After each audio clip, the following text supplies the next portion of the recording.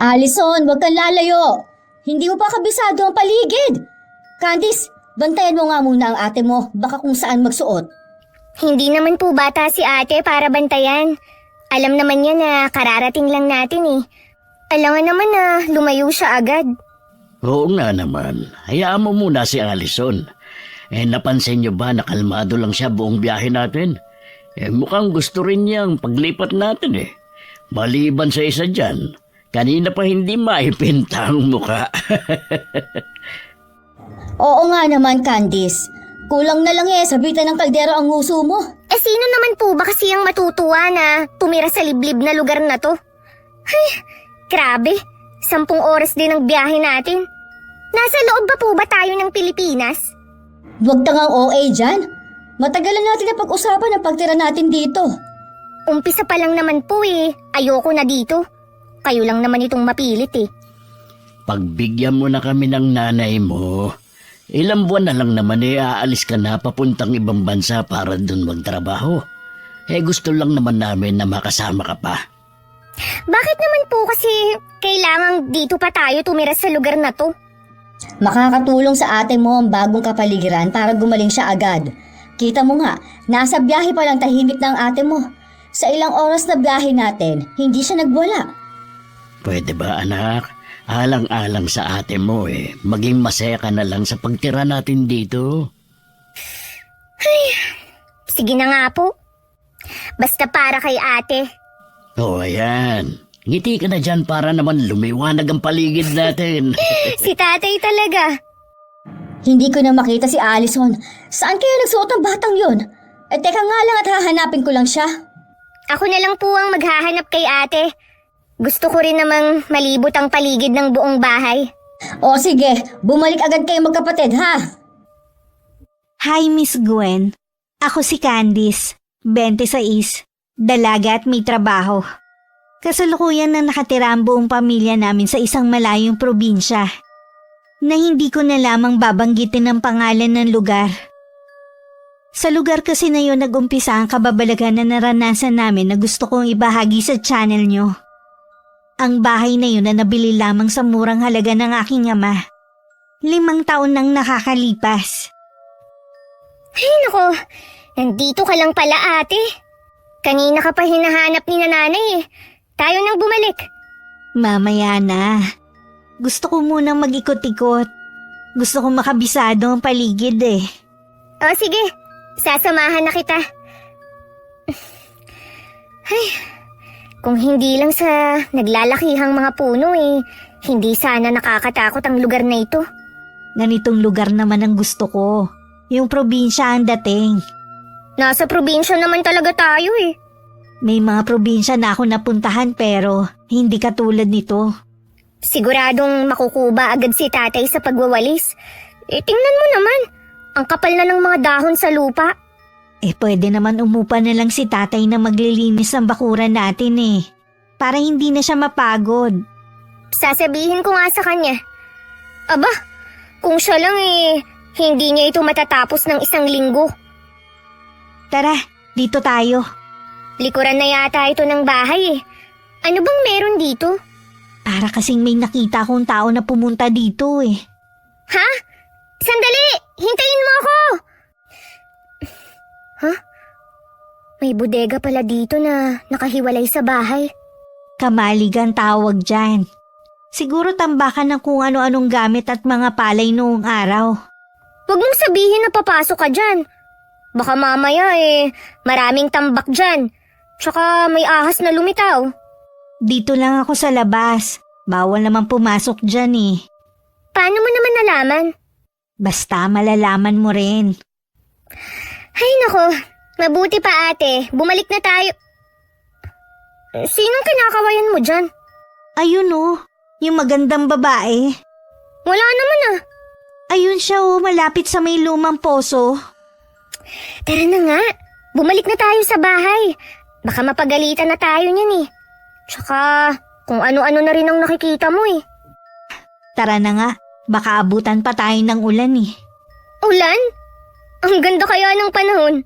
Hindi yan uulan no? Maniwala ka sa akin. Makikita mo mamaya. Si Ate Allison ang dahilan kung bakit naisip ng mga magulang namin na dito tumira sa malayong probinsya. Maagang nag-asawa ang kapatid ko dahil nabuntis siya habang nag-aaral. Yun nga lang 7 buwan na siyang buntis na makunan. Dahil malayo ang bahay na tinitirhan nila mag-asawa, hindi namin nalalaman na kalbaryo na pala ang dinadanas niya sa asawa niya at pamilya nito. Ginawa na nga siyang alila, sinasaktan pa siya ng asawa. Lingid din sa amin noon, ilang beses na rin pala siyang nakunan. Ang matinding dagok na nangyari sa kanya yung ipagpalit pa siya sa ibang babae. Doon na siya bumigay. Hanggang makaranas na siya ng matinding depresyon. At palagi na lang nagwawala na parang nasisiraan ng bait. Saan ba kayo nakarating na mag-ate? Susundan ko na sana kayo eh. Diyan lang po sa may likod ng bahay. Tay, may nakita pala kami dun na kamalig. Mukhang maayos pa naman sa labas. Hindi ko lang po alam yung loob. Hindi na kasi kami pumasok eh. Baka mamaya may mga ahas dun. Bibisitahin ko na lang sa ibang araw. Itong loob muna ng bahay ang ayusin natin. Malinis na naman. May luma lang talaga. Sabi naman di ba ng caretaker ipapalinis niya bago natin lipatan. Ilan po ang kwarto ng bahay na ito? 2 sa taas at 1 naman dito sa baba na malapit sa kusina. Magkasama pa rin kayo sa isang kwarto ng ate mo, ha? Grabe, lumang-luma na po talaga ang buong bahay. Hindi ba ito babagsak? Matitibay ang sinaunang bahay. Swerte ko nga ako nakabili sa bahay na ito. Umakyat na po si ate. Susundan ko na muna siya. Yung kwarto niyo pala yung nasa kanan. Opo, aayusin ko na rin ang mga gamit namin ni ate. Pako, parang ang layo naman ng itsura ng bahay na ipinakita sa atin sa litrato. Tama si Candice, sobrang luma ng bahay na ito. Siguro matagal nang nakuna ng litrato ang bahay na ito. At yun ang pinakita sa atin nung caretaker. Di ba kapag ganitong lumang bahay pinamamahay na ng multo? Ilang taon na daw bang wala nakatira dito? Sinabi ba sa'yo? Umiral na naman niyang pagkaduwag mo. Walang multo, kaya alisin mo yan sa isip mo. Huwag mo ring mabanggit-banggit yan sa mga anak natin. Baka matakot na naman sila. Hindi ko talaga maiwasang kilabutan pagpasok pa lang natin. Sana nga tama ang desisyon mo na bilhin ng bahay na ito. Makakatulong ang lugar na ito para makalimutan ni Allison ang mapait niyang sinapit sa gago niyang asawa. Nasaan na nga pala ang dating may-ari ng bahay na ito? Sabi nung caretaker, nasa ibang bansa na lahat kaya nga daw napagdesisyonan ng ibenta na lang itong bahay. Parang biglang dumilim sa labas Ang ganda pala ng panahon kanina Parang uulan na. Umuulan na nga! Blessing ang ibig sabihin yan.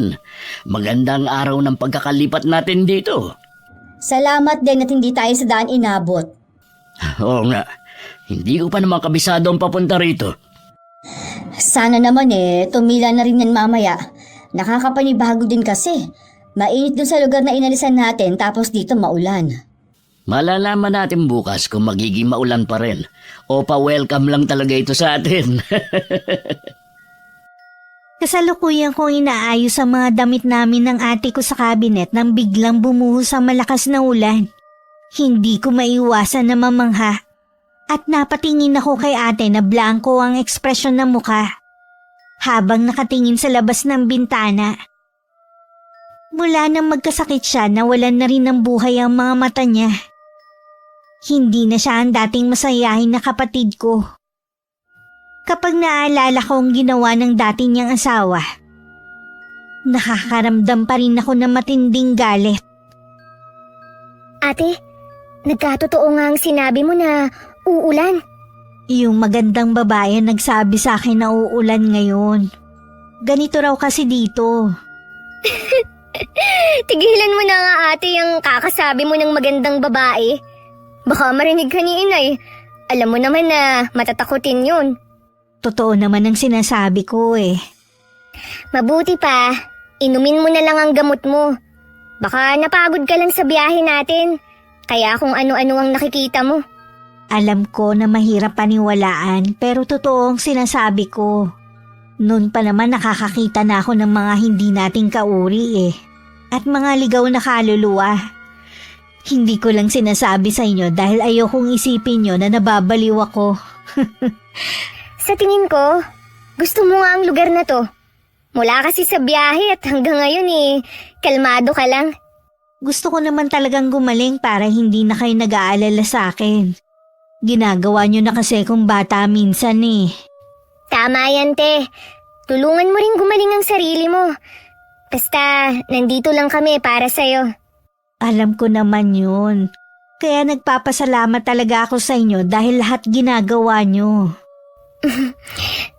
Ay, lumalamig na ang loob ng kwarto. Mabuti pa, isara na natin ang bintana. Wag muna. Gusto ko kasing panoorin ng ulan. O sige, basta, huwag ka lang lalapit sa may bintana.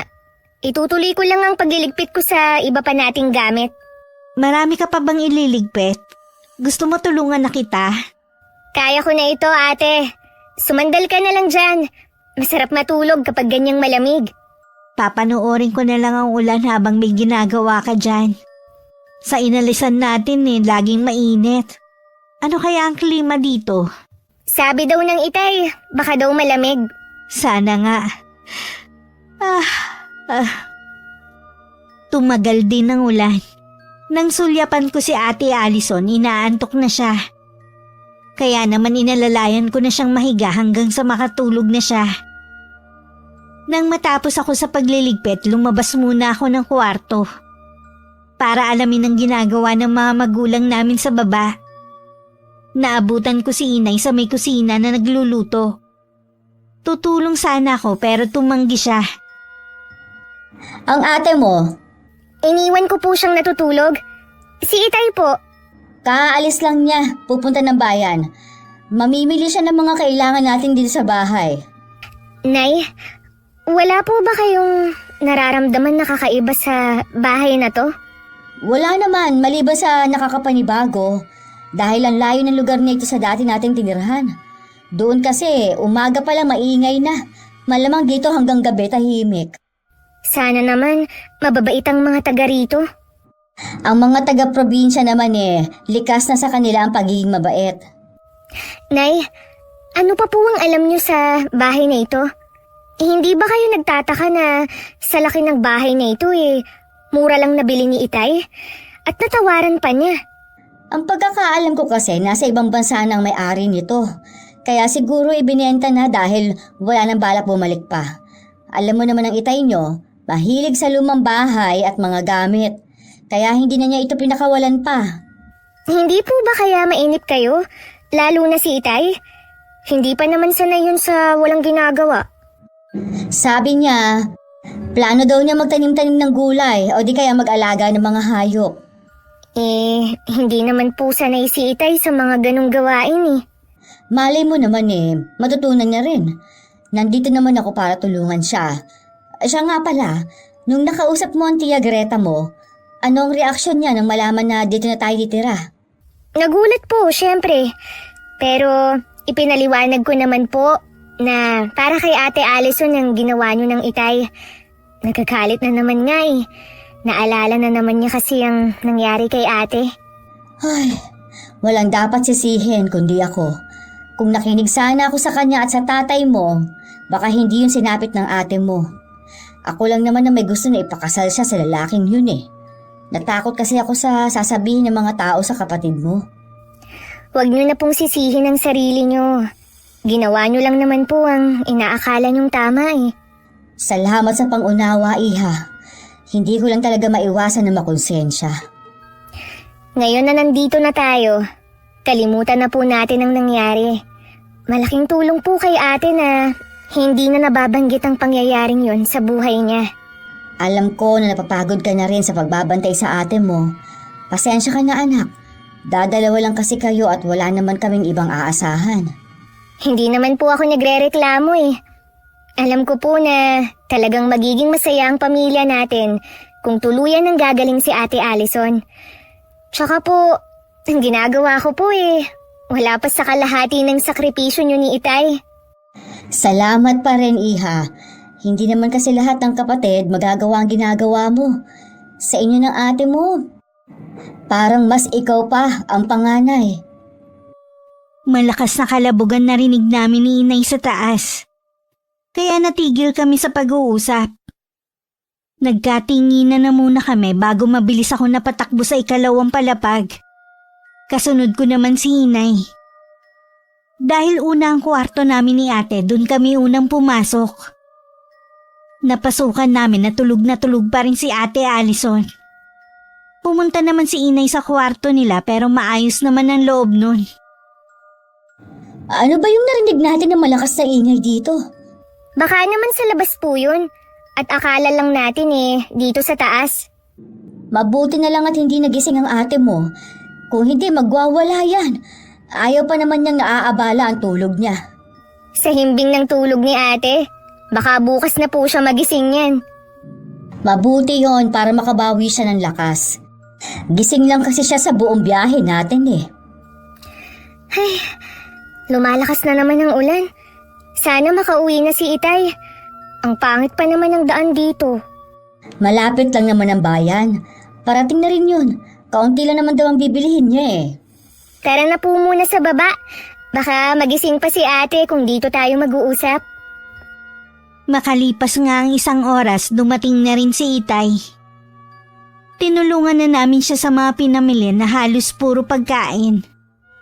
Bago kami maghapunan ng gabing yun, muli kong pinuntahan si ate sa kwarto namin. Iba na ang pwesto niya pero mahimbing pa rin ang tulog niya. Dalhan mo na lang ng pagkain mamaya sa kwarto niyo ang ate mo. Kung sakaling magising siya ng alanganing oras, hindi na siya bababa dito sa kusina. Opo, Nay. Alam niyo ba, ang mumura pala ng mga bilihin sa bayan. Sabi ng mga kausap kong tindero tuwing Sabado daw ang palengke. Mas mura ng ganong araw ang mga gulay at isda. Sasama ako sa Sabado sa pamamalengke para mabili ko na rin ang iba pang kulang dito sa bahay. Pwede rin kayong sumama ng ate mo, Candice, para makabisado niyo rin ang lugar na ito. Sige po, Tay. Kung gusto ni ate. Alam niyo naman yun. Minsan takot sa maraming tao. Pero dapat nga, nasasanay na rin siya. Kailangan unti-unti na niyang malabanan ng takot na nananahan sa dibdib niya. Hindi pwedeng habang buhay siyang matatakot. Hindi naman kasi biro ang pinagdaanan ng anak natin sa kamay ng asawa niya at pamilya nito. Sayang nga lang at hindi natin na ipakulong ang asawa niya. Isinama na rin sana natin ang buong angkan niya. Ipasa Diyos na lang natin ang lahat. Ang mahalaga gumaling si Allison sa lugar na ito. Siya nga po pala, Tay, Nay, pwede kayang bukas ng umaga lumabas kami ni ate? Hindi naman po kami lalayo. Gusto ko lang makita ang mga kapitbahay natin. Pwede naman, basta ikaw nang bahala sa ate mo. Kapag naramdaman mong natatakot na siya at hindi mapakali, iuwi mo na siya kaagad. Opo, ako na ang bahala kay ate. Oo nga pala, Paco. Pwede mo bang tignan bukas kung meron na baling sanga o bagay na pwedeng mahulog sa paligid nitong bahay? Kanina kasi, may narinig kaming malakas na kalabog sa itaas. Akala nga namin ni Candice, isa sa mga kwarto, nagmula eh. Oo nga po, Tay. Nataranta nga kami ni Inay sa pag-akyat kanina Sige, bukas ng umaga titignan ko. Grabe nga ang kaba namin kanina eh. Kahit naman noon matatakotin ka na. Kahit naman siguro sino. Unang araw pa lang natin dito ganun na kaagad ang maririnig namin. Sino ba namang hindi matatakot? Oo nga po, Tay. Hindi pang karaniwan ang lakas ng kalabog kanina. Huwag mong sabihin na pati ikaw, Candice, na kilala kong matapang natakot din. Medyo lang po. Mas natakot po ako kay ate. Kasi po, nasa kwarto na siya at natutulog. Huwag na kayong mangamba. Bukas na bukas din, pagising ko, yun agad ang titignan ko. 8:00 pa lang ng gabi, nakakaramdam na ako ng antok. Samantala sa inalisan namin, hating gabi na ako natutulog. Inakyat ko na rin ang pagkain ni ate. Naiwan pa ang mga magulang namin sa ibaba dahil abala pa sa pag-aayos ng mga dala naming gamit. Pagpasok ko sa kwarto, tulog pa rin ang ate ko. Inilapag ko na lang ang Tupperware sa maliit na lamesa at naghanda na rin ako para matulog. Pakiramdam ko ng mga sandaling yun kakatulog ko pa lang. Pero parang may puwersang gumigising na sa akin. Dahan-dahan akong dumilat. At nagulat pa ako na mabungaran ko si Ate Allison na titig sa akin. Bigla tuloy ako napabangon. Ate? Kanina ka pa ba gising? Anong oras na ba? 3:00 pa lang na madaling araw. Nagugutom ka ba? May pagkain dito oh. Kumain ka muna. Kanina pa nga ako nagugutom eh. Napahaba yata ang tulog ko. Mabuti nga yun.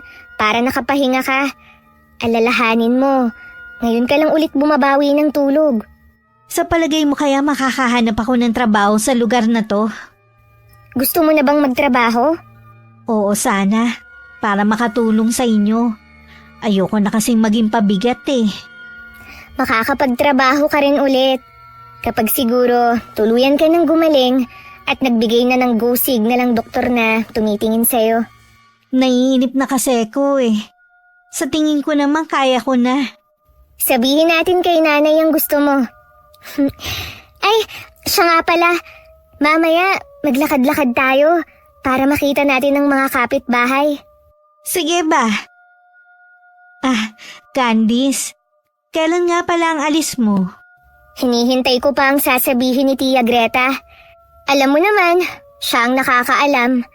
Tsaka, siya daw ang magpapadala ng pera na pang-ayos ng mga papeles ko.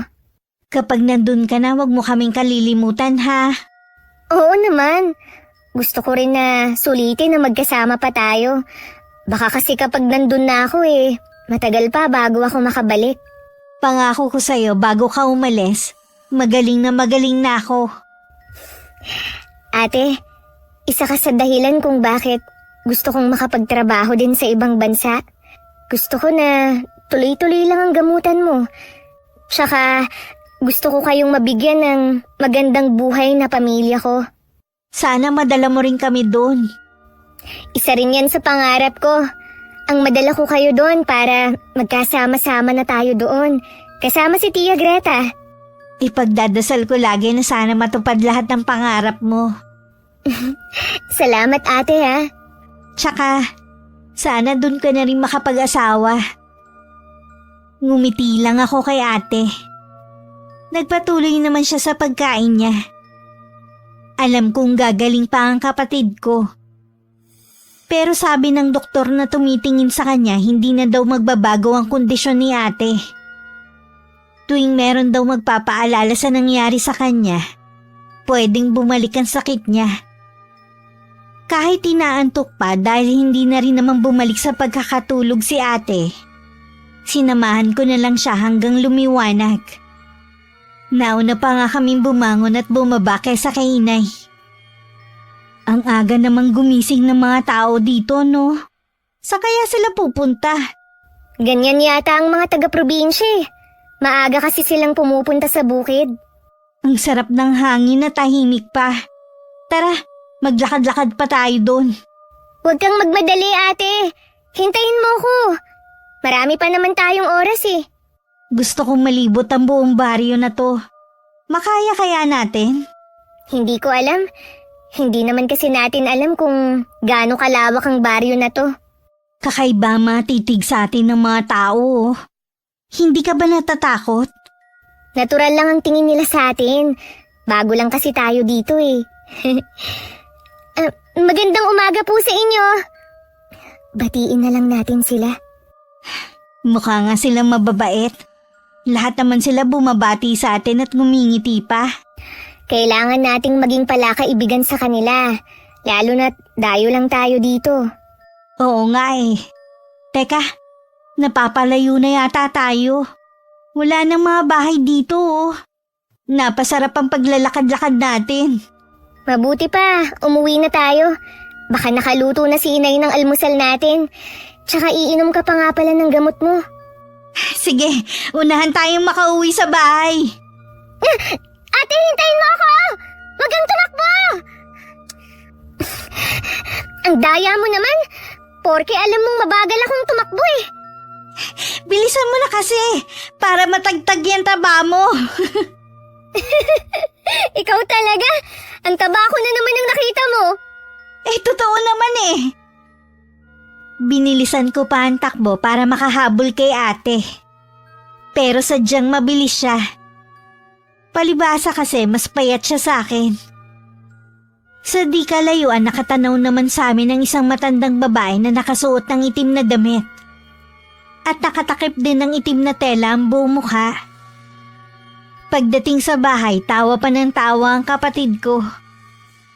Nagtataka namang nakatingin ang mga magulang namin. Saan ba kayo nakarating sa paglalakad-lakad ninyo? Papunta na po yatang gubat yun. Kasi wala nang bahayan eh. Natutuwa naman kami at masaya ang ate mo. Paano po kasi? Tumakbo siya pa uwi. Tuwang-tuwa siya na maiwan ako. Mula pagkabata natin, lampakan na talaga. Hindi mo na talaga ako matalo pagdating sa takbuhan. Sadya lang talaga na mabilis ka kumpara sa akin. Sumasali ka pa nga sa mga kompetisyon ng track and field nun eh. Well, dapat pala tuwing umaga nagja-jogging kayong magkapatid. Mainam yun na exercise sa umaga. Lalakas pa resistensya nyo. Oo nga po parang gusto ko yan. Bukas ulit, Candice ha. Huwag kang mag-alala, hindi na kita iiwan. Sige ba? Para mabawasan ng taba ko. Nahihirapan na rin kasi akong kumilos eh. Mabuti pa dumito na kayo sa hapag. Nakahanda ng almusal natin. Ang bango naman, nagutom ako bigla. Pwede na kaya akong magkape? Gatas lang muna sa'yo, Iha. Alam mo naman na bawal pa sa'yo ang kape. Namimiss ko na kasi ang uminom ng kape sa umaga Pati yung mga nakasanayan ko ng pagkain. Kapag magaling ka na at sinabi na ng doktor na pwede mo nang kainin lahat ng gusto mo, papayagan naman kita. Bakit ba puro doktor na lang ang naririnig ko sa inyo? Para bang siya na lang ang nagpapatakbo ng buhay ko. Para naman sa kabutihan mo ang lahat ng ginagawa namin. Kaya kami sumusunod sa lahat ng sinasabi niya. Alam mo kung gaano ka namin kamahal. Oo nga naman, anak. Sa Sabado pupunta kami sa bayan. Sumama kayo ng kapatid mo. Bilhin mo kung ano mga gusto mo na hindi ipinagbabawal sa'yo. Sige po, sasama kami. O siya, kumain na tayo. Masama ang pinaghihintay ang grasya. Huwag ka nang malungkot, ate. Pabalik din sa dati ang mga ginagawa mo. Sa ngayon, tiis-tiis ka muna, ha? Tama ang kapatid mo. Sige na nga po. Susundin ko na lahat ng sinasabi ninyo. Damihan mo lagi ang kain, huwag kang kamilmil lagi. Minsan po kasi parang walang lasa ang kinakain ko Siguro dahil sa gamot na iniinom ko. Sa susunod na pagpunta natin sa doktor mo, itatanong ko kung alin sa mga gamot mo ang pwede nang alisin. Sige nga po, Nay. Ayoko na kasi na maraming gamot na iniinom Tuwing umiinom ako, lagi ko naiisip na may sakit pa rin ako. Wala ka naman talagang sakit. Dumadanas ka lang ng depresyon dahil sa nangyari sa'yo. Bakas pa rin kay ate ang lungkot at pagkadismaya. Alam ko na namimiss na niya ang dating buhay na nakasanayan niya. Yun din ang gusto namin at pinagdarasal. Pagkatapos namin kumain, niyaya ko ulit siya na lumabas kami. Pero tumanggi na siya at nagkulong na lang sa kwarto namin. Alam kong wala na siya sa mood. Kaya sinamahan ko na lang siya. Hindi pa nga talaga magaling si Allison. Kahit paano hindi na siya nagwawala kapag hindi nakukuha ang gusto. Yun na nga lang din ang pinagpapasalamat ko Uy, sa pagluwas ulit natin, itanong mo kay doktora kung baka pwede na nating kahit patikim lang ang mga dating kinakain ni Allison. Alam ko, hinahanap-hanap niya na yon. Sige, itatanong ko yan sa kanya. Naaawa din kasi ako sa anak natin. Pinapakiramdaman ko nga kung magwawala siya rito sa bago nating bahay. Pero mukhang natanggap niya nang dito na tayo titira. Siya nga pala, natingnan mo na ba kung ano yung posibleng bumagsak sa bubong kahapon? Wala naman ako nakita na kahit anong piraso ng kahoy. Kung ganun, ano kayang narinig namin ni Candice? Hindi ko alam. Ay mabuti pa, kalimutan mo na lang yun. Ay, lalabas nga pala ako at magtatanong-tanong sa mga kapitbahay natin. Kung sinong pwede kong upahan sa paglilinis sa labas ng bahay. O sige, para naman umaliwalas ang buong paligid. Natatakot kasi ako na baka may mga ahas sa paligid eh. Minsan pa naman, nagayayang lumabas si Allison. Sandali lang naman ako. Gusto ko rin makilala ang mga tao rito. Kailangan natin makipagkaibigan para kung sakaling may kailangan tayo, madali na lang makahingi ng tulong. Madali lang naman sa'yo makuha ang kiliti ng mga tao dahil likas sa'yo ang pagiging palakaibigan. Masarap naman talaga ang maraming kaibigan eh. Alam ko naman yon. Sige na, lumakad ka na. Tinulungan ko na lang si inay sa paglilinis sa buong bahay. Habang si ate naman hinayaan lang namin sa kwarto. Hindi pa rin bumabalik ng mga sandaling yun si Itay mula sa labas. Dahil sa mga alikabok na kumapit sa akin, bigla akong nangate. Kaya naisip kong maligo na lang muna. Pumanik muna ako sa taas para kumuha ng tuwalya. Nasa tapat na ako ng pinto ng kwarto nang matigilan ako. Narinig ko kasing nagsasalita mag-isa si ate. Dahan-dahan kong pinihit ang seradura. Huwag ka na malungkot, hindi ka na mag-iisa dahil may makakasama ka na. Dito na kami titira ng pamilya ko habang buhay. Hindi mo na kailangan matakot. Ate, sinong kausap mo? Narinig kitang may kausap eh. Kausap ko ang bago kong kaibigan. Siya ang nauna sa atin sa bahay na to. Kaya dapat irespeto natin siya. Wala ka namang kasama dito sa loob ng kwarto ah. Hindi mo talaga siya makikita hanggat meron pagdududa sa puso mo. Ate naman, tigilan mo na nga to. Akala ko ba gusto mo nang gumaling? Kapag nalaman ng mga magulang natin ang ginagawa mo, mag-aalala na naman sila. Gusto mo ba yun? Tingin mo talaga sa akin na sisiraan ng bait, no? Hindi ganun ang tingin ko sa'yo. Depression lang naman ang nararanasan mo eh. Kaya mo yung lampasan. Kailangan mo lang tulungan ang sarili mo. Sabi ng kaibigan ko, gagaling lang ako kapag nabigyan ng hustisya ang nangyari sa akin. Kung nasan man ngayon ang dati mong asawa at ang bago niyang kinakasama, sigurado, kinakarma na sila. Kailangan mabigyan ng hustisya ang nangyari sa akin. Doon lang ako matatahimik. Ate, bakit ganyan ang boses mo? Tsaka, yung mga mata mo. Ate! Ate! Nay! Nay! Si ate nawala ng malay! Ate, kumising ka! Anong nangyayari sa'yo? Pilit kong ginigising si ate nang pumasok si inay sa kwarto. Malakas niyang niyuyugyug ang balikat nito habang nagtatanong sa nangyari. Mangiyak-ngiyak na rin si inay habang paulit-ulit at tinatawag ang pangalan ni ate. Kanina po kasi narinig ko na may kausap siya.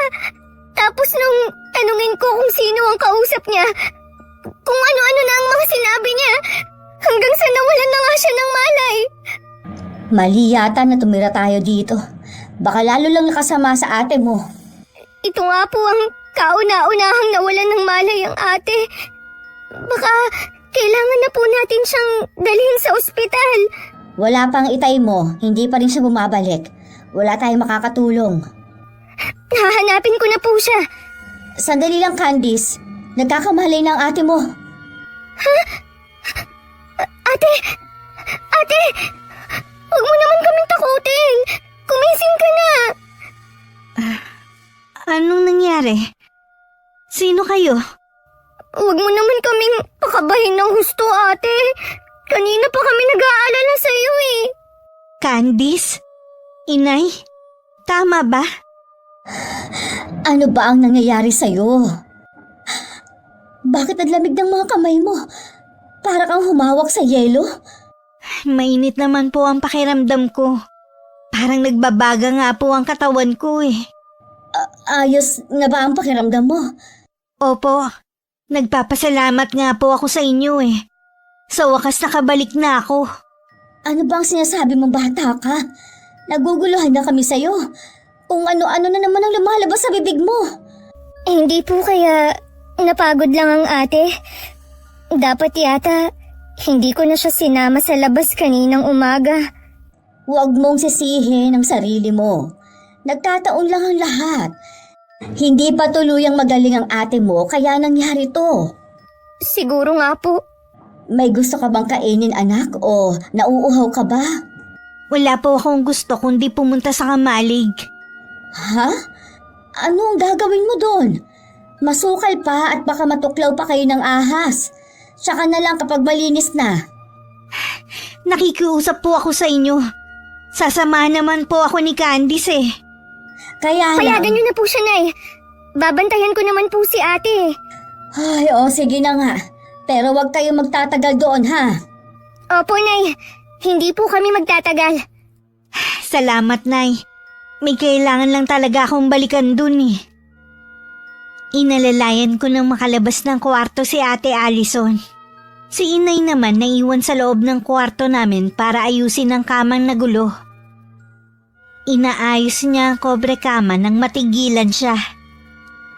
Bakit may mga tuyong dahon dito sa higaan? Saan to galing? Wala namang puno malapit sa bintana ah. Ay, mapalitan na nga lang itong sapin. Ang dami palang putik. Pagbaba ni Inay, papasok naman si Itay sa may pinto. Napansin ni Inay na parang malalim ang iniisip nito. Kung hindi pa niya tinawag si Itay, hindi pa siya mapapansin. Oh, ang mga anak natin. May nangyari kasi, kaya hinayaan ko munang lumabas sila. Huwag lang ka akong magtatagal sa labas. Nagwala na naman ba si Allison? Hindi naman. Nawalan lang siya ng malay pero sandali lang. Maayos na ba ang lagay niya? Dapat siguro hindi mo pinayagan lumabas. Baka kung saan sila pumunta. Si Candice naman daw ang bahala sa ate niya. Tsaka okay naman na siya eh. May kakaiba nga lang siyang sinasabi na parang naguguluhan kami. Ano nga palang nangyari sa lakad mo? May nakita ka bang pwedeng upahan na maglinis? Ang dating kapitan ng baryo na to nakausap ko. Sabi ni Mang Elmo, ang anak na lang daw niya at pamangkin ang papupuntahin niya rito. Bakit nga pala pagdating mo kanina para kang tulala? Malibang kasi kay Mang Elmo, may ilang residente pa ako nakausap. Meron lang silang sinabi. Na ano? Tungkol ba sa bahay na ito? Hindi ko kasi alam kung paano sasabihin sa'yo eh. Kung anong sinabi nila, di ulitin mo lang sabihin sa akin. May namatay pala sa bahay na ito. Mga 1 taon pa lang ang nakakalipas. At kahapon ang ika-1 taon ng kamatayan ni Sarina. Iyon ang pangalan ng babaeng pinatay rito. Ay, akala ko ba, matagal na itong binibenta at wala nang nakatira dito. Yung babae daw na pinatay, caretaker sa bahay na ito. Mag-isa lang siya rito nung mangyari ang krimen. Nahuli ba ang pumatay sa kanya? Hanggang ngayon daw hindi pa rin malaman kung sino ang kriminal. Ano ka ba naman, Paco? Bakit hindi mo malang inalam ang nakaraan ng bahay na ito? Hindi ka malang nagtaka kung bakit ang murang ibinibenta ito sa marketplace? Lahat naman tinanong ko Talagang inilihim lang sa akin ng taong nagbenta ang tungkol sa krimen na nangyari dito. Ganun sigurong ginawa niya sa lahat ng mga gustong bumili sa bahay na ito. Sa isa ba sa kwarto sa itaas natagpuan ng katawan ng babaeng pinatay? Hindi naman daw dito sa loob ng bahay pinatay ang caretaker, kundi sa kamalig. Kahit na doon, nangyari pa rin ang krimen dito sa lupang binili natin. Kamalig ka mo? Diyos ko, Paco. Doon pumunta ang mga anak natin. Mabuti pa sundan natin sila. Anong ginagawa nila ron? Meron lang daw gustong balikan si Allison. Ako na lang ang susunod sa kanila. Dumito ka na lang. Hindi ko na napigilan si ate na pumasok sa loob mismo ng kamalig. Puro agyo na at mga lumang gamit lang naman ang naroon. Bigla rin ako nanginig sa ginaw. Nagulat pa nga ako nang buksan ni ate ang switch ng ilaw. Nakapagtataka na hindi pa yun napupundi. May kakaibang amoy din ako nalalanghap na humahalo sa alikabok. Ano ba kasi ang gagawin natin dito? May gusto lang akong balikan. Ano ang hinahanap mo dyan sa sahig? Ang dumi dyan, ate! Huwag ka nang lumapit, nakita mo naman na. Kwintas? Kanino yan? Sa akin to. Ate naman, wala ka namang ganyang kwintas eh. Paano magiging sa'yo yan? Basta akin to. Sige na nga, sa'yo na yan. Mabuti pa, lumabas na tayo rito. Kanina pa ako nilalamig eh. Tsaka, ang baho dito. Patay na daga yata yun. O sige, umuwi na tayo. Baka maabutan pa tayo ni Itay dito. Pagalitan pa tayo nun. Ako na lang ang nagpatay ng ilaw habang nauna na sa paglabas si ate. Habang nakasunod ako, napansin kong wala siyang anino. Hindi naman ako makakilos sa kinatatayuan ko. At sinulyapan ko rin ang sarili kong anino. Siguro naramdaman ni ate na hindi ako sumusunod kaya lumingon siya. O bakit? Ha?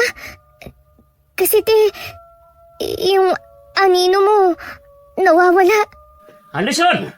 Candice! Si Itay! Ay, anong ginagawa niyo rito? Meron lang po kaming tiningnan, Itay. Pauwi na rin po kami sa bahay. Mula ngayon, ayokong makikita kayo na gumagawi sa lugar na to, ha? Maliwanag ba? Bakit naman po, Tay? Tsaka ako na ipaliliwanag. Basta sumunod na lang kayo. Mauna ka na, Alison, sa paglalakad. Nakahanap na po ba kayo ng maglilinis? Eh, papupuntahin na lang daw ni Mang Elmo ang anak at pamangkin niya. Si Eman. Ha? Ano sabi mo? Wala po, Tay. Sana po malinis na to. Masyado na po kasing masukal eh. Oo nga. Kaya naghahanap ako ng taong maglilinis. Hanggang makauwi, naging tahimik na ako. Hindi rin nakaligtas sa akin ng pangalan na binanggit ni ate. Pagdating, itinuloy ko na lang ang naudlot kong paliligo kanina. Samantalang si ate nagkulong na naman sa kwarto namin. Nang sumunod na araw, kapansin-pansin ang kakaibang ikinikilos ni ate. Lagi siya maagang gumigising para magluto ng almusal. Wala rin tigil ang paglilinis niya sa buong bahay, na dati naman hindi niya ginagawa, kahit sa dati naming tinitirhan. Pakiramdam ko ibang tao si Alison. Hindi na siya ang anak natin. Ano bang sinasabi mo dyan? Hindi mo ba nakikita ang pagbabago niya? Alam naman natin na hindi siya nagluluto. Pero ang galing niya magluto ngayon. Tamad siya maglinis dati pero wala na siyang ginawa kundi maglinis ng bahay. Malay mo naman, natuto siya magluto nung magkasama pa sila ng asawa niya. At yung paglilinis naman niya, baka naiinip lang ang anak natin. Matatahimik lang ako kapag naipa-check up ulit natin siya kay doktora. Baka hindi natin alam, lumalala na palang sakit niya.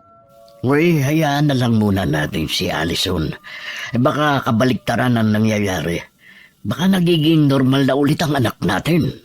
Hindi pa rin mawala ang pag-aalala ko. Hindi yata nakatulong sa kanya ang pagtira natin dito. Masyado pang maaga para sabihin yan. 1 linggo pa lang naman tayong nandito eh. Nasaan nga pala ang dalawa ngayon? Nasa kwarto. Sabi ko kay Candice, huwag nang hihiwalay ng tingin ng kapatid niya. Minsan, naaawa na ako kay Candice. Tingin ko ba inalisan natin siya ng kalayaan. Maliit na sakripisyo lang naman ang ginagawa niya eh. Kapag kinuha na siya ng tiyagreta niya, makakalaya na rin siya at magagawa ang gusto niya. Huwag mo naman ipaako sa kanyang responsibilidad. Baka manawa yun. Magaan lang naman ang ginagawa niya, ang magbantay sa ate niya. Kahit na, dahil sa pagbabantay niya, hindi na niya magawa ang gusto niya. Hindi nga siya nakaranas na gumimik noon kasama ng mga kaibigan niya. Laging nagmamadaling umuwi dahil kay Alison. Huwag na nga muna natin pag-usapan si Candice. Mas nag-aalala talaga ako kay Allison. Para mapanatag ka, sa 1 linggo dalhin natin siya kay doktora. Hanggat hindi tuluyang gumagaling ang anak natin, hindi ako mapapanatag. Hindi habang buhay kasama niya tayo. Paano na siya kapag nawala na tayo? Kung sakali na biglang nga tayong mawala, hindi naman siya pababayaan ni Candice. Paano kung nasa ibang bansa na siya at hindi agad makauwi dito? Hindi naman niya basta maisasama ang kapatid. Huwag mong pahirapan ang sarili mo sa pag-iisip ng kung ano-ano. Enjoyin na lang natin ang pagtira dito, ha? Kahit ano pa ang sabihin mo, hindi ko mai-enjoy ang pagtira dito, lalo na at may namatay pala dito. Hindi naman sa loob ng bahay. Naiisip ko nga, kung ipag-iba na lang natin yung kamalig sa likod, hindi naman kasi natin yun magagamit eh. Pwede rin naman, kaya lang hindi pa rin noon mabubura ang nangyaring krimen dito. Sino nga kaya ang salarin sa pagkamatay ng babaeng yun ano? Dalaga pa daw bang namatay? Sabi ng mga taga rito dalaga pa raw. Mga 28 lang daw ang edad. Kawawa naman. Hindi ko lubos maiisip na may mga demonyong tao na gagawa nun sa walang kalaban-laban na babae. Hindi nga rin ako makapaniwala na may mga ganun rin palang kasamang tao sa lugar na ito. Siguro adik yun. Hindi naman kasi kayang gawin yun ng may matinong pag-iisip eh. Mas lalo tuloy akong kinabahan para sa dalawa nating dalaga. Kung hindi pa nahuhuli ang salarin, ibig sabihin malaya pa rin siya nakakagala. Hindi ko naman naahayaan na may masamang mangyari sa inyo ng mga anak natin. At saka, tiniyak naman ng mga taga rito na tahimik ang lugar na ito at hindi na ulit nangyari ang ganong krimen. May palagay nga sila na baka dayo lang ang gumawa noon sa caretaker. Nasa may hagdan ako nang marinig ko nag-uusap ang mga magulang namin. Pupunta sana ako sa kusina pero hindi na lang ako tumuloy. Bumalik na lang ako sa kwarto.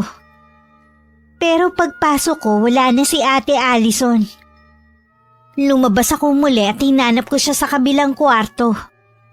Pero wala rin siya ron. Nang bigla akong napatingin sa may balkonahe. Nanlaki ang mga mata ko sa takot. Nang makita ko kung paano akyatin ni Ate ang barandilya papunta sa bubungan. Napasigaw na lang ako ng malakas. Sabay takbo at hinila ko siya. Mabuti na lang naabutan ko si Ate. Nasisiraan ka na ba ng bait, ha? Bakit mo gustong umakyat dyan? Paano kung mahulog ka? E di ako na naman ang sisisihin ng mga magulang natin. Pasensya ka na. Wala na nga akong ginawa kundi bantayan ka eh. Sumunod ka naman sana sa akin. Uy, ano nangyari dito? Bakit ka sumigaw? Ayos ka lang ba, Allison? Si ate kasi, nakita kong umakyat dito sa barandilya, papunta sa may bubong. Mabuti naabutan ko siya. Totoo ba, Allison? Ano bang gagawin mo sa itaas ng bubungan natin? Para po kasi may tumatawag sa akin mula dun eh. Pinapakyat niya ako. Kung ano man ang naririnig mo, wag mo silang pakinggan. Baka yan pa magpahamak sa'yo. Paano yun nagawa ng ate mo kung binabantayan mo siya? Ilang minuto lang naman po akong nawala eh. Pagbalik ko, wala na siya sa kwarto namin. Alam mo naman na may sakit ang ate mo tapos iiwanan mo siya. Maraming pwede mangyari sa loob ng 1 minuto. Paano kung may masamang mangyari sa kapatid mo? May babalik ba yun ang sorry mo at napabayaan mo sa ate mo, ha? Hindi ko naman po sinasadya ang nangyari eh. Pasensya na po. Sa susunod, wag na wag mo nang pababayaan ang kapatid mo. Dahil kapag may nangyari pang ganito, hindi kita mapapatawad. Tama na, Loretta. Walang may gusto na mapahamak si Allison. Wala ngang may gusto. Pero dahil sa kapabayaan nitong si Candice, munti ka na madisgrasya ang anak natin. Dadalhin ko na po si ate sa kwarto namin. Wag na! Ako na magbabantay sa kanya. Baka mamaya ipabayaan mo na naman. Halika na, Allison. Ikaw na ang bahalang magpasensya sa nanay mo, ha? Lahat naman ginagawa ko eh. Pero ako pa rin ang nasisisi sa huli. Ang mabuti pa, tawagan mo na lang ang tia Greta mo. Itanong mo kung kailan ka mag-aayos ng mga papeles mo. Nag-aalangan po akong umalis dahil kay ate. Kami na ang bahala sa ate mo. Gusto kong tuparin mo mga pangarap mo. Gawin mo magpapasaya sa'yo. Magagawa mo lang yun kung hindi mo kami kasama. Sa inyo po talaga ni nanay. Kayo ang mas nakakaintindi sa akin. Pareho ko kayong mahal ng ate mo. Hindi mo kasalanan ang nangyari sa kanya. Ayoko na mapako ka na lang sa pagbabantay sa kanya. Salamat po, tay, ha? Huwag ka na malungkot. Hindi ako sanay na ganyan ka eh. Mainit pa rin ang ulo ni inay sa akin. Kahit ilang araw na ang nakakalipas mula nang mangyari yun kay ate. Nasa labas ako ng bahay at nagwawalis malapit sa gate. Nang makita ko ang isang matandang babae na nakatayo doon. Sa pag-aakalang pulubi yun na nanghihingi, lumapit ako para itanong ang gusto. May kailangan po kayo? Kayo pala ang bago may-ari ng bahay na yan. Alam niyo ba na may namatay dyan? Ho?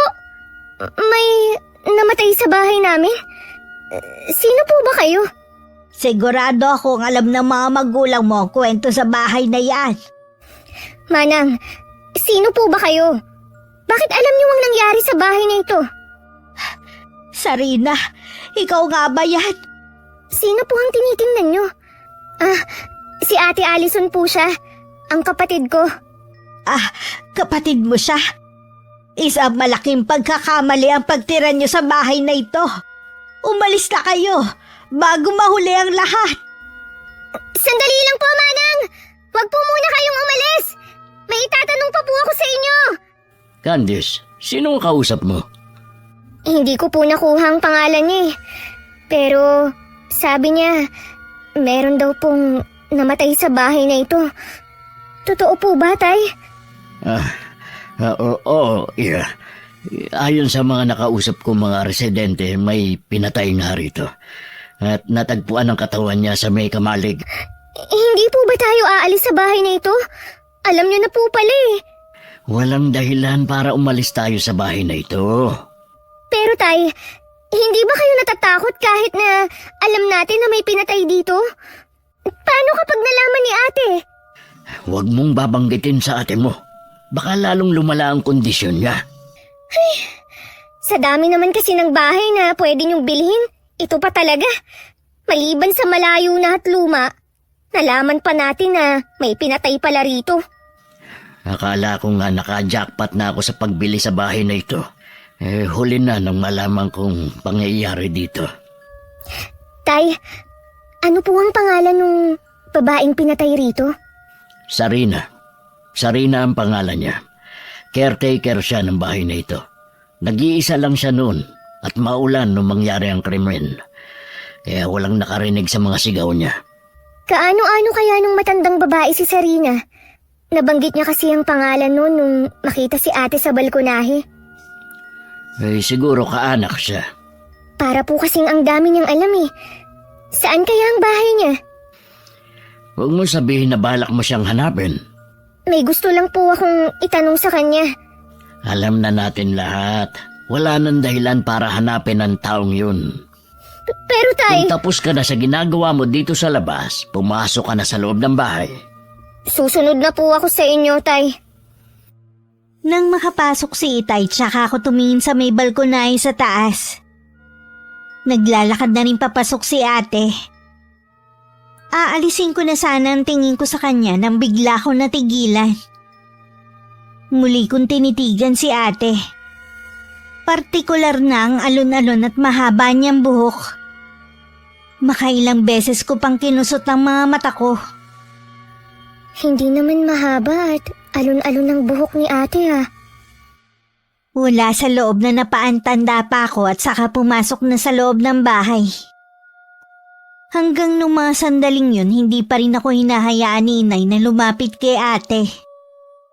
Kaya naman ako muna ang nakatoka sa kusina at sa iba pang gawain sa bahay. Isang umaga naisipan kong maglakad-lakad sa labas. Sa di kalayuan nakita ko yung matandang babae na nakausap ko noon.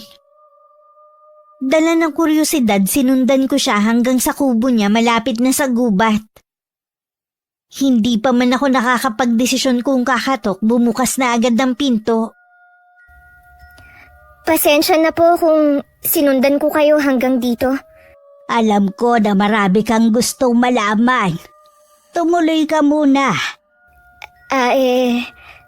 Huwag kang matakot. Wala akong gagawin sa iyo masama. Salamat po sa pagpapatuloy nyo. Ako nga po pala si Candice. Aling... Tawagin mo na lang akong Aling Lydia. Isa sa mga araw na to Maririnig mo rin naman sa mga taga rito ang tungkol sa akin. Gusto ko po sanang itanong kung kaano-ano nyo po yung pinatay na babae sa Kamalig. Nag-iisang anak ko si Sarina. Ikinalulungkot ko po ang nangyari sa anak nyo. Alam ko po na hanggang ngayon, nagluluksa pa rin kayo. Nalaman ko rin po na hindi pa rin pala nahahanap ang pumatay sa kanya. Dahil anak ko siya at mahirap lang kami, wala na silang ginagawa para mabigyan ng hustisya ang pagkamatay niya. Maging ang mga amo ng anak ko, hindi man lang nag-aksaya ng oras para tulungan ako. Lumipad pa silang lahat papunta sa ibang bansa. May pinaghihinalaan po ba kayo kung sino ang gumawa nun kay Sarina? Noong una si Eman. Dahil alam kong nanliligaw siya sa anak ko. Kahit mahal niya si Sarina, mas pinili niyang sundin ang kagustuhan ko. Napatunayan rin naman na hindi siya ang pumatay. Tsaka sumumpa siya sa akin at sa harap ng puntod ng aking anak na hindi niya magagawang saktan to. Sana po mabigyan na ng katarungan ang pagkamatay ng anak niyo. Kung malalaman ko lang sana kung sino ang pumatay kay Sarina, ako na mismo ang magbibigay ng hustisya sa kanya. Alam ko kasi na hindi para sa mahihirap na tulad ko ang hustisya. Naiintindihan ko po ang galit na nararamdaman niyo, Aling Lydia. Nung manggaling ako sa inyo, naramdaman kong naroon pa rin ang kaluluwa ni Sarina. Alam ko naghihintay pa rin siya ng hustisya. Nangangamba ko na maghiganti siya sa mga taong wala namang kinalaman sa nangyari sa kanya. Kaya umalis na kayo sa bahay na yun bago mahuli ang lahat. Kung ako lang po ang masusunod, iaalis ko na po ang pamilya ko Kaya lang po, mahirap kumbinsihin si Itay. Hindi po kasi yun naniniwala sa mga kababalaghan Basta binalaan ko na kayo. Huwag niyo sanang pagsisihan ng pagtira niyo sa bahay na yun. Alam ko po na nagmamalasakit lang kayo sa amin. Susubukan ko pa rin na kausapin ng mga magulang ko. Alam ko na mabubuti kayong tao. Kaya ayaw ko rin kayo mapahamak. Kung may oras po kayo, pwede po kayong pumunta sa bahay namin para makilala ang mga magulang ko at kapatid. Pasensya ka na, Iha. Hindi ko yata kakayanin na pumasok sa bahay na yun Maliban sa maaalala ko nangyari sa anak ko, masyadong mabigat ang aura ng bahay na yun. Aling Lydia, pwede po kaya kaming magpatawag ng pari para maipabless yung bahay? Kayo na ang bahala sa bagay na yan. Pero sinasabi ko na walang kasiguraduhan kung mapapaalis ninyo ang kaluluwa ng anak ko sa bahay na yun. Hayaan niyo po. Susubukan ko pa rin na sabihin sa mga magulang ko. Aalis na po ako. Salamat po sa pagpapatuloy niyo sa akin sa bahay niyo. Bago ko nagpaalam, inikot ko muna ang paningin ko sa kubo. Bagamat maliit lamang ang tinitira ni Aling Lydia, maayos naman ito at malinis. May maliit lang na altar ang pumukaw sa aking atensyon. May mga garapon kasi doon na may nakalagay na buhay na iba't ibang klase ng mga insekto. May mga kandila rin na kulay itim at bungo ng isang hayop na may nakapatong na kandila na may sinde. Nang tingnan ko muli ang matandang babae, mataman ang kanyang pagkakatitig sa akin. Ilang sandali pa nagpaalam na akong uuwi. Pagdating sa bahay, galit ang inay na tinanong ako kung saan ako nanggaling. Naglakad-lakad lang po ako sa labas. Inuna mo ba talaga yan kaysa tulungan ako sa pagbabantay sa ate mo? May nangyari po ba kay ate? Nadatnan siya ng tatay mo na nasa kamalig at kinakausap ng sarili. Akala ko naman po kasi kayo na ang bahalang magbabantay kay ate. Kaya hindi na po ako lumalapit. Sana naman kasi tulungan mo ako sa mga gawaing bahay para mabantayan kong ate mo. Hindi yung umaalis ka nang hindi ka malang nagpapaalam. Tingnan mo tuloy ang nangyari. Tama na nga yan. Bakit ba lagi mo nalang sinisisi si Candice? Sinong sisisihin ko? Si Allison? Sisihin mo yung sarili mo, hindi ang mga anak natin. Ginagawa ko ng lahat para sa pamilya natin. Tapos ako pa rin ang may kasalanan? Lahat naman tayo ginagawa ang lahat para sa ikabubuti ng pamilya natin. Lalo na para kay Allison. Huwag na po kayong mag-away. Bahala na nga kayo dyan. Huwag niyo akong asahan sa pagluluto. Ay, pagpasensya mo na ulit ang inay mo. Ewan ko ba sa kanya, bakit parang laging mainit ang ulo nitong mga huling araw? Tay, kailangan na po nating umalis sa bahay na ito bago mahuli ang lahat. Hindi pa rin matahimik ang kaluluwa ni Sarina. Baka sa paghahanap niya ng hustisya sa nangyari sa kanya, sa atin siya maghiganti. Ano ba sinasabi mong bata ka, ha? Nakausap ko po mismo ang nanay ni Sarina. Siya po ang nagsabi sa akin ng lahat. Nakikiusap po ako sa inyo. Umalis na tayo rito, bago pa may mapahamak na isa sa atin. Hindi tayo aalis dito. Wala na tayong babalikan pa sa inalisan natin. Dito ko na lahat inilagay ang perang naipon ko. Sana maintindihan mo, anak. At saka, huwag kang ngang maniniwala sa sinasabi ng nanay ng Sarina na yun. Hihintayin niyo po ba na may masaktan sa atin? Walang masasaktan ni isa sa inyo, narinig mo? Magtiwala ka lang sa akin. May tiwala naman po ako sa inyo. Pero hindi sa pwedeng mangyari dito. Mag-iisip ako ng paraan para walang gumambala sa atin. Huwag mo lang hilingin na umalis tayo sa bahay na ito. Napilitan na lang akong tumango kay Itay. Inutusan na rin niya ako na ituloy ang ginagawa ni Inay. Hindi pa man ako nakakahakbang papuntang kusina, narinig na namin ang malakas na sigaw ni Inay sa kwarto. Nagmamadali kaming umakyat at pumasok. Naabutan namin na umiiyak si Inay at may tinuturo sa malaking salamin. Pagtingin naman namin doon, refleksyon lang ni ate ang nakita namin. Maniwala kayo. May nakita akong babae sa salamin. Puno ng dugo ang damit niya, tapos yung leeg walang tigil sa pag-agos ng dugo. Ay, tingin ko pagod lang yan, kaya kung ano-anong nakikita mo. Kung totoo yung sinasabi mo, bakit hindi naman natakot si Allison? Yun na nga ang pinagtataka ko. Wala naman ng mga oras na yun si Allison na magpakita yung babae. Tinatakot mo lang ang sarili mo, pati ang mga anak natin. Pareho na yata kayo ni Allison na may sakit eh. Bahala ka kung ayaw maniwala. Pero sigurado ako sa nakita ko. Hindi kaya tay, nag-uumpisa ng magparamdam si Sarina? Ano ang sinasabi mo? Nakausap ko kasi ang nanay ni Sarina, yung babaeng pinatay sa kamalig. Sabi po niya, kailangan nating umalis dito dahil nandito pa ang kaluluwa ng anak niya. Sinabihan na kita, Candice, na huwag kang maniwala sa babaeng yun. Baka hanggang ngayon nagdadalamhati pa rin siya, kaya gusto lang niyang mandamay. Babaliwalain mo na lang bang babala sa atin, ha? Dahil ayaw mo umalis sa bahay na ito? Akala ko kami ang uunahin mo, ha? Sige, kapag ba umalis tayo sa lugar na ito, may pupuntahan ba tayo, ha? Anong gusto mo? Makitira tayo sa kamag-anak? Ang inaalala ko lang naman ang kaligtasan natin eh. Magpapatawag ako ng pare para mabendisyonan ng buong bahay. Alis na muna ako ngayon. Paano kung hindi umubra yan, ha? Wala pa nga, kinukontra mo na. Ganon din po ang sabi ni Aling Lydia. Pero walang masama kung susubukan natin. Ang tigas kasi ng ulo mo eh. Sinabi ko na kasi na hindi magandang kutob ko sa bahay na ito. Huwag na tayong magsisihan. Nandito na tayo eh. Gumagawa na nga ako ng paraan.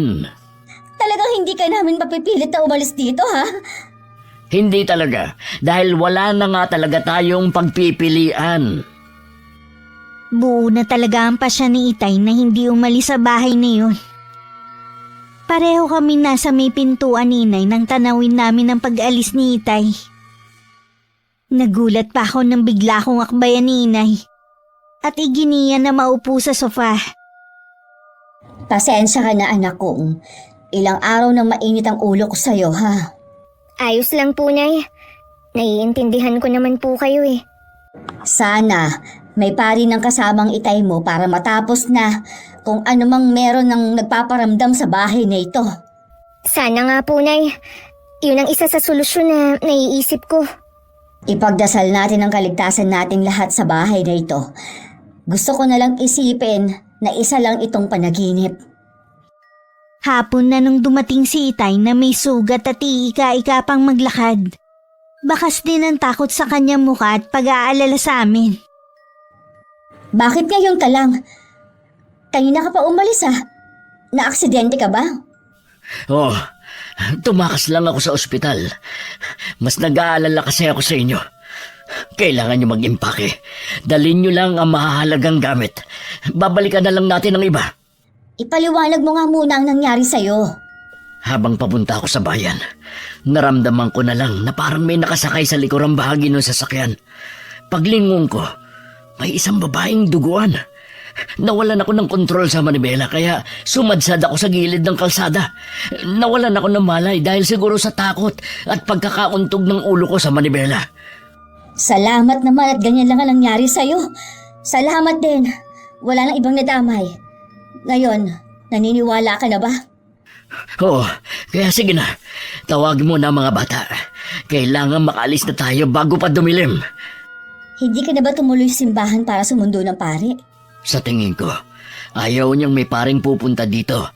Kaya sa akin naman siya nagpakita. Sige na, kumilos na kayo. Sandali lang. Tatawagin ko na sila.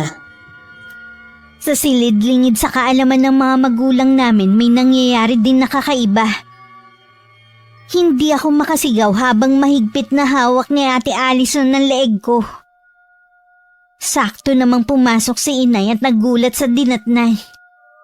Sabay kaming napalingon ni ate sa may pinto. Allison! Ano ginagawa mo sa kapatid mo? Bitiwan mo siya! Hindi na po siya si ate. Para pong may ibang sumapi sa kanya. Anak! Ano bang nangyayari sa'yo? Huwag mo kong tawaging anak! Kasalanan mo kung bakit ako namatay! Hindi mo na sana kami pinigilan ni Eman! Sarina, tama ba? Handa ka naming tulungan. Sabihin mo lang kung paano ka matatahimik. Tulungan mo ko, Candice! Ayoko sa kinaroroonan ko.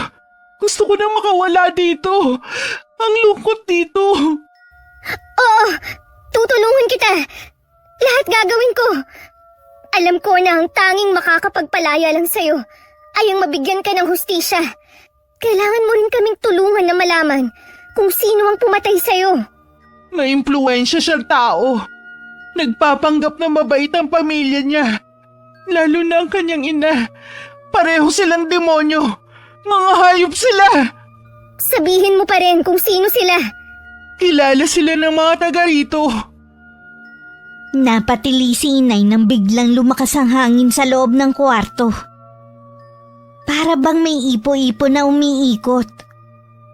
Sa may pinto kumakatok si Itay. Pinipilit yung buksan ni Inay pero hindi mabuksan. Nang mahimatay si ate tsaka naman kumalma ang paligid. Nagkalat naman ang mga gamit na parang dinaanan ng bagyo. Allison! Ayos na kaya siya? Nawalan lang po siya ng malay. Ano nangyari dito? Ayos lang ba kay lahat? Sumanib kay Allison ang kaluluwa ng babae. Humihingi siya ng tulong sa atin. Huwag niyo na siyang intindihan. Kailangan na nating umalis sa bahay na ito. Kahit po makaalis tayo sa bahay na to, Hindi pa rin tayo patatahimikin ni Sarina. May koneksyon na po silang dalawa ni ate. Hanggat hindi nabibigyan ng hustisya ang nangyari sa kanya, mananatili siya sa katawan ni Ate Allison. Anong gagawin natin kung ganun? May kilala po ako na pwedeng tumulong sa atin. Tingin ko po, sapat na ang ibinigay na impormasyon ni Sarina para matuntun natin kung sino ang pumatay sa kanya. Nagkakamali na si Allison. Anak, ayos ka lang ba? Ang sakit ng ulo ko. Ang sama din ng panaginip ko. Ano ang napanaginipan mo? Isang lalaki na pilit daw akong hinihila sa buhok papunta sa kamalig. Para siyang wala sa katinuan. Ang sama ng mga ginawa niya sa akin. Nagmamakaawa daw ako sa kanya na huwag patayin pero may dumating. At sinabi niya kailangan akong mawala. Hindi ko na alam ang mga sumunod na nangyari. Nakakatakot. Parang totoo kasi. Huwag ka nang matakot, ate. Nandito lang kami. Hindi ka namin pababayaan. Hindi namin hahayaan na mangyari sa iyo ang sa panaginip mo.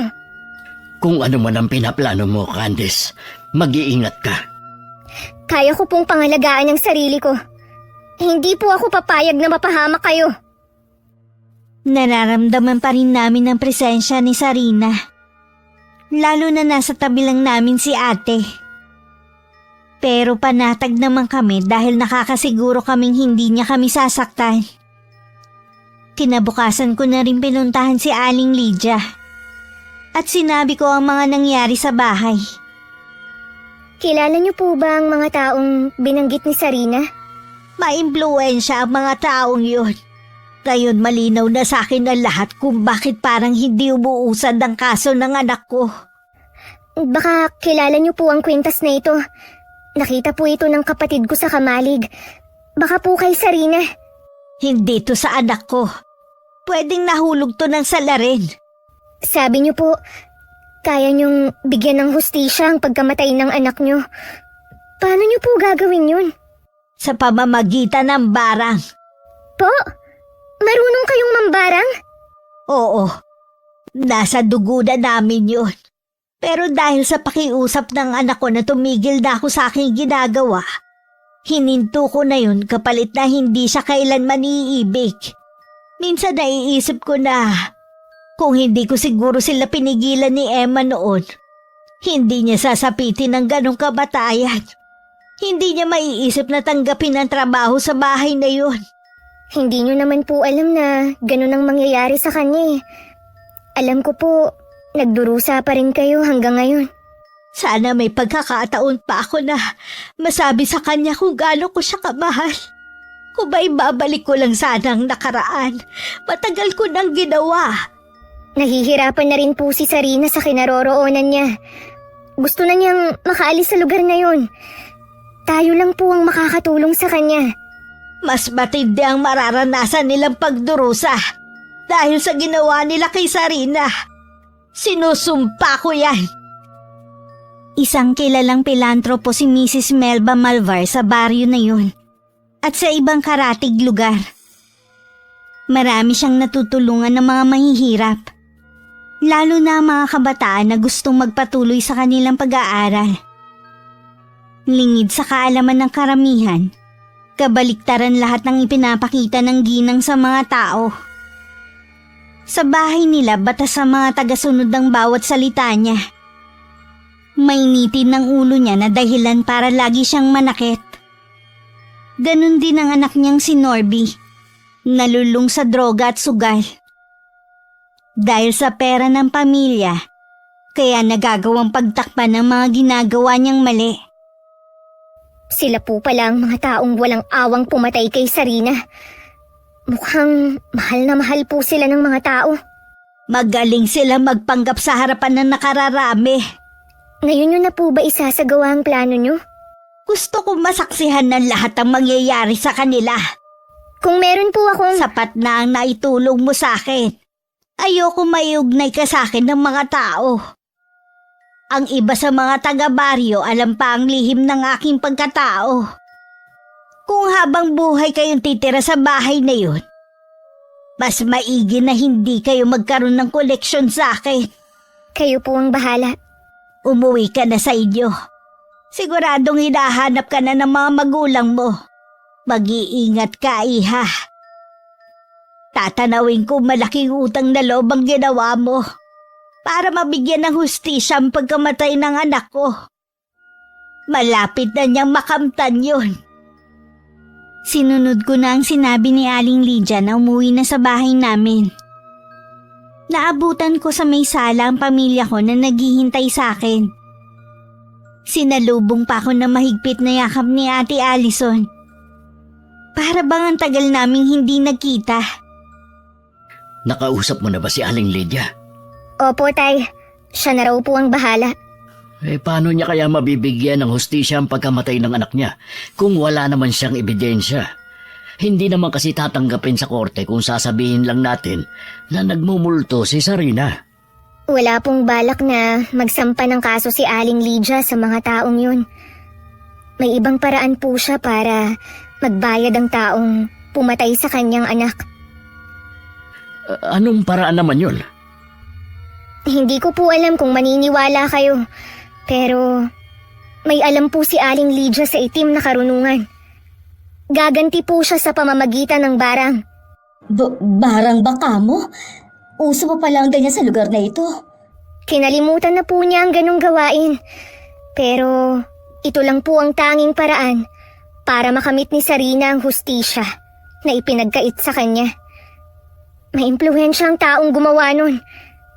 Huwag na po tayong umasa sa batas natin.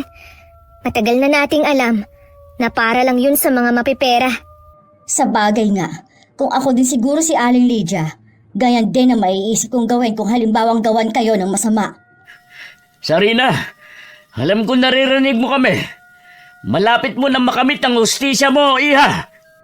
Huwag mo naman siyang tawagin. Natatakot tuloy ako. Pasensya ka na. Hindi ko naman sinasadya na takutin ka. Huwag mo na ulitin na tawagin ang pangalan niya. Candice, tignan mo muna ang kapatid mo. Sa kusina lang ako. Huwag na kayong lalabas, ha? Opo, Nay.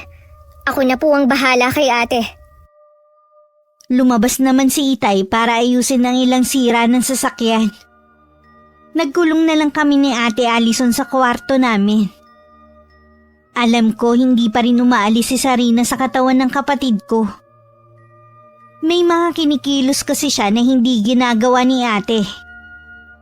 Kaya naman naisip kong kausapin siya bilang si Sarina. Nung tawagin ko siya, lumingon naman agad siya sa akin. Nung nandun ako sa bahay niyo, nakita ko ang ilang litrato mo sa dingding. Medyo kahawig mo nga talaga si Ate Allison. Mahaba at alun-alun lang ang buhok mo. Samantalang si ate, maiksi. Siyempre, pareho kayong maganda. Kumusta si Inay? Araw-araw kanyang hinahanap-hanap. Hanggang ngayon, nangungulila pa rin siya sa'yo. Sinisisi rin niya ang sarili niya sa nangyari sa'yo. Sana raw, hindi na niya tinutulan ng pagmamahalan niyo ni Eman noon.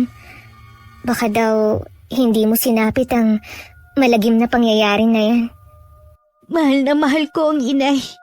Oo, nagalit ako at nagrebelde sa kanya. Kaya kahit ayaw niya, tinanggap ko ang trabaho bilang caretaker ng bahay na to. Para makalayo sa kanya. Hindi ko akalain na hindi na pala kami magkikita. Sarina, patawarin mo na ang nanay mo. At ganun din ang sarili mo. Pareho niyong hindi ginusto ang nangyari. Gusto ko mayakap muli ang inay ko sa huling pagkakataon. Alam ko na yun din ang hiling niya. Salamat, Candice. Mabuti na lang matapang ka. Kung hindi, mananatiling misteryo ang pagkamatay ko. Baka tuluyan na rin mabaon ng hustisya para sa akin. Mas nananaig kasi sa akin ang kagustuhan kong tumulong kesa takot. Niyakap ko pa si ate. Medyo gininaw pa ako dahil malamig pa rin ang katawan niya. Na para siyang galing sa loob ng freezer. Samantala sa labas ng bahay ni Aling Lydia, naghahanda na siya sa gagawing ritual. Nasa lupa na rin ang mga garapon na kinalalagyan ng mga insekto. Sa madilim na parte, naroon na mga makamandag na ahas na naghihintay lang ng hudyat niya. Hindi makalapit ang mga yun dahil sa ginawa niyang apoy. Matinding paghihirap ang mararanasan niyong mag-ina bukas ng hapon. Ipaparamdam ko sa inyo matinding sakit na nawalan ng pinakamamahal na anak. Dahan-dahan kayong mamamatay sa harapan ng maraming tao. Konting tiis na lang, anak. Maipaghihiganti na rin kita.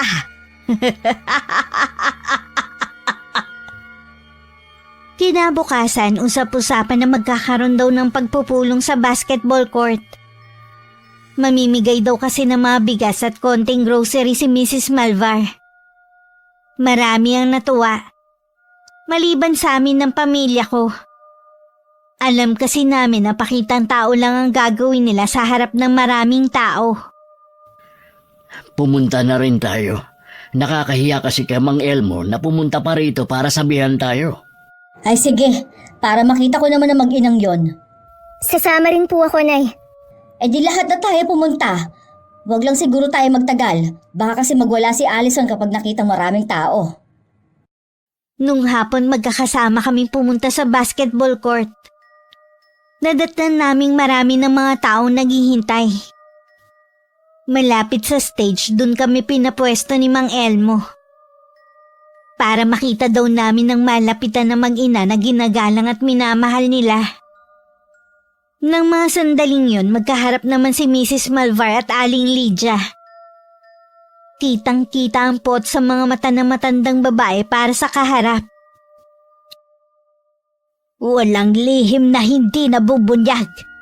Alam ko na ang anak mo ang pumatay kay Sarina. At ikaw pinagtakpan mo ang krimen niya. Pareho kayo magbabayad na mahal. Magkano bang kailangan mo, tanda, para tumahimik ka lang? Hindi ko kailangan ng pera mo. Buhay niyo mag-ina ang kailangan ko. Hindi mo kami magagalaw sa dami ng mga bantay namin mag-ina. Rod! Mel! Paalisin niyo nga ang matandang... Ha?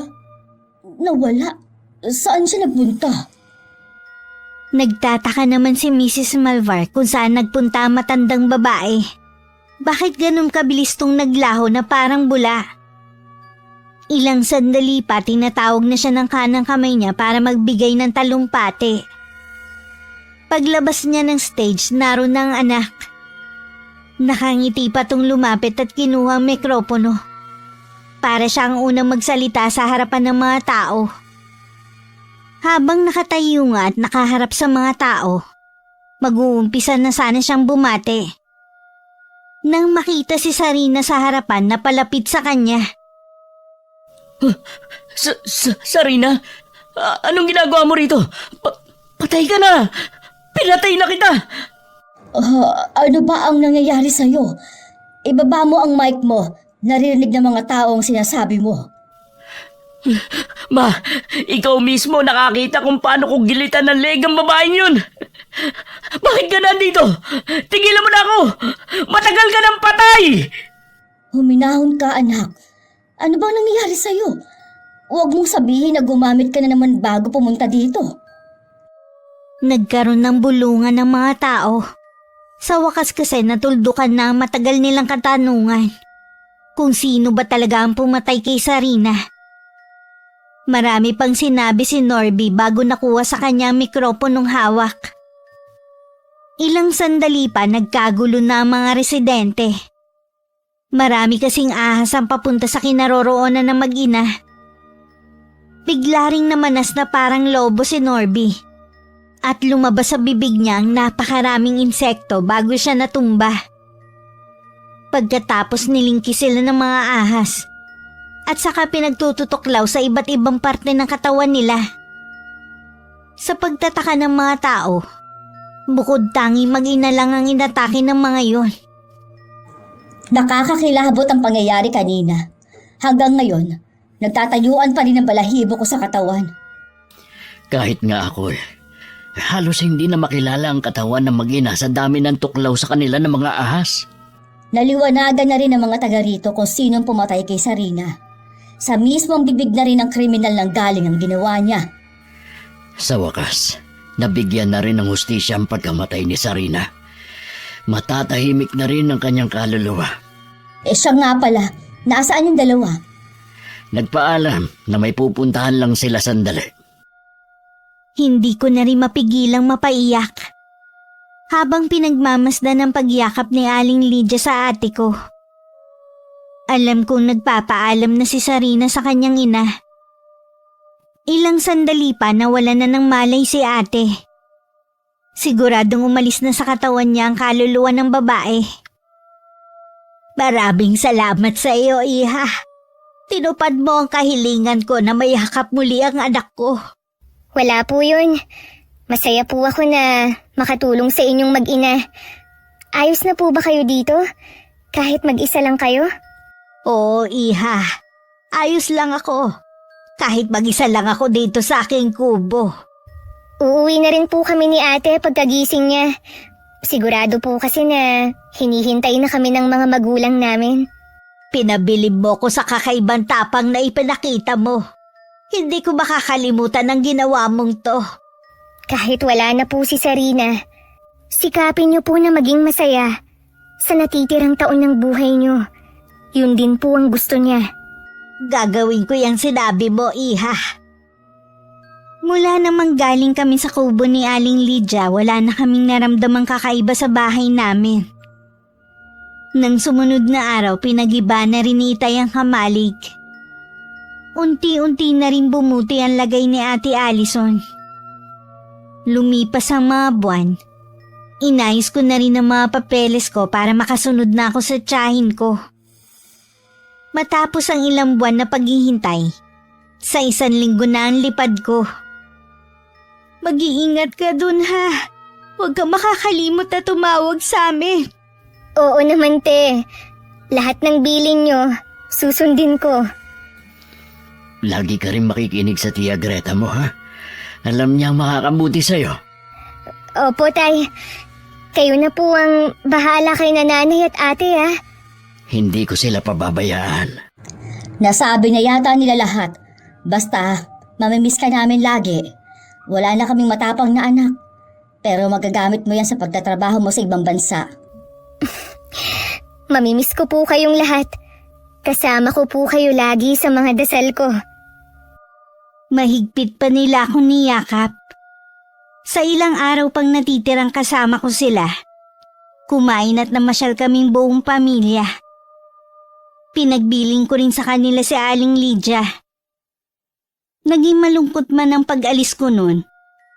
Alam ko naman isa rin yung bagong kabanata sa buhay ko. 2 taon na ako sa ibang bansa nang ibalita sa akin ni Itay na pumanaw na rin si Aling Lydia.